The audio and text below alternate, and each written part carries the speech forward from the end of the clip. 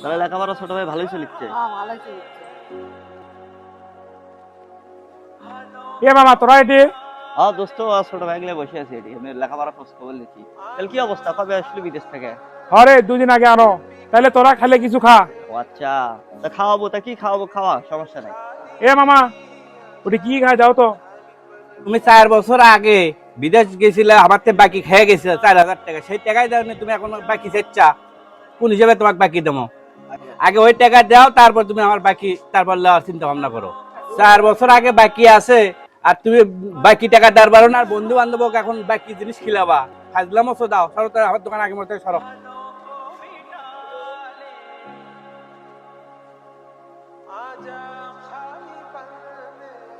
এ মামা অর্থে কয় টাকা পাও তুমি?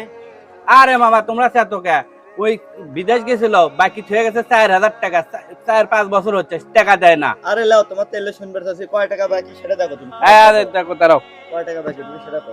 তোমরাও হসো বুঝছা, ট্যাংরাটা বিদেশ থেকে আসছে 4 বছর পর, না রেস্ট টেস্ট করুক। এই দেখো আদের নিয়ে আস 4,500 টাকা।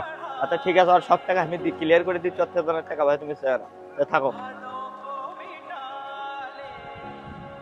এ দোস্ত তখন হুট করে চলে আলু, তো ওই যে দোকানের টাকার বিষয়টা। এই বেটা একবারও অমান করে হয়নি, তুই আবার করছো মানে? আরে তো অপমান কর্মকে। কে কথা আবার করছো মানে? থাক বেটা। এ তুই ভাইয়াক মারলু এ মামা। থাক থাক থাক।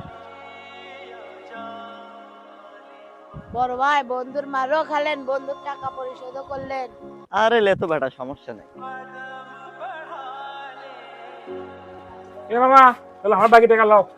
তোমার বাকি টাকা তোমার বন্ধুরা সব পরিশোধ করে দিয়ে গেছে, তুমি এখন যাও।